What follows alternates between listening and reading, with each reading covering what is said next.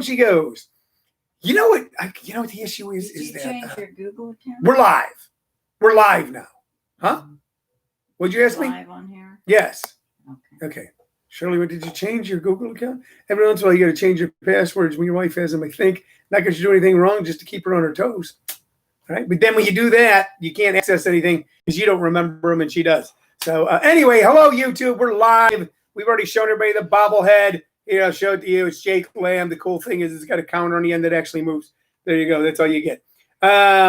This Sunday night, ladies and gentlemen, this Sunday night at 7 p.m. Pacific time, Arizona time, we present, Tony Vicich presents Sunday Night's Funnier.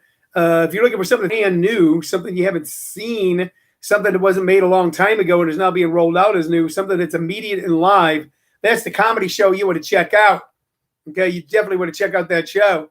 All right, it has Shale Brenner, a very funny comedian, also Randy Ioma, and Bob David John. Okay, along with me, and other guests will be added as the week goes by. Get those tickets by going to my Facebook page. It's on there, Tony Vicich, or go to comedyschools.com and click Get Tickets. And where it says All-Star Show, you click that. You will see a funny show Sunday night. You will see something brand new that has never been presented before. Okay, let's get to the music, because the music matters. And I have somewhat of a connection to this album, okay? So here we go. This was a monster album in the late 80s. This is Don Henley's End of the Innocents. And this album, the Eagles had broken up by then. They were no longer together. But this had such the ethic of the Eagles, yet the lyrics were just stunningly good. Side one had Boys of Summer, You Can't Make Love, Man on a Mission, You're Not Drinking Enough, Not Enough Love in the World. So the big hit off side one, of course, was Boys of Summer. Massive hit. Side two was Build the Perfect Beast, All She Wants to Do Is Dance, another huge hit. Okay, Sunset Grill, and Driving with Your Eyes Closed and Land of the Living. So two huge hits off of Henley's Don Henley's self-titled solo album, Boys of Summer and Last Worthless Evening. And I got to be honest with you. Sunset Grill was a hit. What's that? Sunset Grill was a hit. Sunset Grill. Yeah. Oh, what did I say? Last Worthless Evening? No, Last Worthless Evening was not on here. So it's because I'm confusing this album with End of the Innocents. I'm screwing up big time today. But this was a great album, okay? This was one of Don Henley's solo efforts. It had two massive hits that oftentimes people confuse with Eagles songs, Boys of Summer and Sunset Grill. Let's see who wrote these songs. Mike Campbell worked a lot on this album. Mike Campbell worked a whole lot on this album. Mike Campbell was lead guitarist for Tom Petty and the Heartbreakers. And on both this album and End of the Innocents, Mike Campbell was a extremely important part of creating the record. I'm trying to look here. I'm going to see in a moment. We've got everything here detailed here. This album was produced by Don Henley, Danny Korchmore, and Greg Landy. It was mixed by Greg Landy. I didn't know anybody involved with this particular album. Here's the crazy thing is that this album was made in Los Angeles. I don't have, but a lot of times now, well, you realize if you're ever in Hollywood, all right, I'll stop being lost in my own thoughts for a second. If you're ever in Hollywood and you're walking down the street, oftentimes you're walking by the buildings where Magic for Millions was created. Magic for Millions was created. Nondescript buildings, and they make them nondescript because sometimes superstars are in there. Nondescript buildings like Sunset Sound, way down on the eastern part of Sunset Boulevard, a few miles from the Sunset Strip, and other recording studios like that. They're right there on the street. You're walking by, and inside, an artist or a musician or a group of musicians was making something that would become the soundtrack of your life. Such it was with the Eagles, who recorded a lot of their stuff. Like Capitol Records really stands out. The Capitol Records building is an unusually designed building that you notice. But so many of the great recording studios where the music you love was created. was made inside of nondescript storefronts on Sunset or Santa Monica or down near Western Avenue. Just nondescript buildings look like nothing, but inside it, people who love music and who love sound. And I saw one of these built, who love music and love sound, are painstakingly, making sure that everything in there will be able to give the artist the best sound possible. From the type of wood used on the floors to the molding to the walls to everything, so that the sound will just be stunning. And such it was with many of Don Henley's and the Beatles albums. And I thought that was a great album. It's not as good as End of the Innocents. And I know the sound engineer on End of the Innocents, Shelley Yakis. So I don't have that on vinyl. I have it on CD. But if you want to get back in touch with something, go back to this Don Henley album, Boys of Summer, and listen to Boys of Summer. It's a little poignant, right? Even more poignant right now.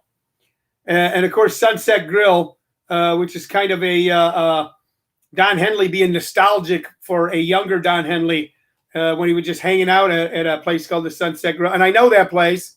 It's near Grace Avenue, and my brother and I used to live right off of Hollywood Boulevard and Grace Avenue. Sunset Grill is near that, just a few blocks down, Hollywood, down to Sunset. And Sunset Grill was basically 4 bar stools out in front of an outdoor hamburger joint. But so many of the great art, and there was a recording studio right near it, and I think that's where Don Henley and the Eagles recorded a lot of stuff, and that's why he was nostalgic for it. The good songs I listen to right now, probably a lot of you are nostalgic for certain things. The problem with nostalgia.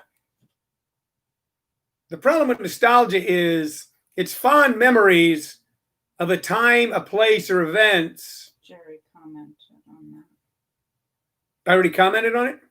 Jerry just. Oh, Jerry commented on it. Okay. Yeah, see, I'm not getting all the comments here. We used to get burgers at the Sunset Grill. Yes, we did, just east of Curson. Yes, we did. And I can be nostalgic for that. Nostalgia is a fond memory of past events that actually removes any of the problems of the time.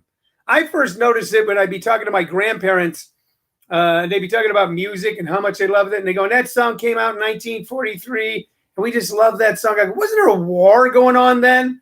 Or they'll talk about, in our time, we didn't have to worry about going out. We just all got chairs and sat in the backyard and sang songs in the 30s. I go, wasn't there a major depression? Isn't that why you didn't go anywhere? Because you could barely afford to eat? And they go, yeah, but it was nice music. It was a better time. We oftentimes look on the past as a better time. Okay, sometimes it was, sometimes it wasn't. Oftentimes it's because of the difficulties that we're going through right now are something that we missed during that time. That mistake we made, that person we didn't talk to, okay, that person we didn't spend time with, that decision we made that didn't work out as well if we'd made another decision. So there's a certain amount of pathos in nostalgia. All right? And I'm as nostalgic as the next person. I remember the past fondly, although I remember everything about the past. And my prediction is 3, 5, 7, 10 years from now, some of us who survived this, and almost all of us are, will look back on this as a wonderful time when we got to stay home and spend time with the people that we love, that we were sequestered with, and the work that we did, and the appreciation we had for what we have. When this is over and everything revs back up into hyper speed, the way it was before, we'll kind of miss this simple time. We'll kind of miss it. I know it's kind of hard to believe right now, but we will. All right, let's go to the next piece of music. Here we go. This is Squeeze. All right. Not really my era, not really my generation. Okay. But music that I really like. And when I say not my generation, the weird thing is most of the music that you really love in life will be music that came out when you were a teenager. Music when you came out when you were a teenager. Now, the Squeeze came out when I was in my mid to late 20s, early 30s. And what we got on here is, what do we got on here? Nothing good. In quintessence, somebody else's heart, tempted, Piccadilly, there's no tomorrow, heaven, woman's world, is that love? F-holes, labeled with love, someone else's bell, mumbo jumbo, vanity, and messed around. And tempted, of course, was their big hit. Tempted by the fruit of another.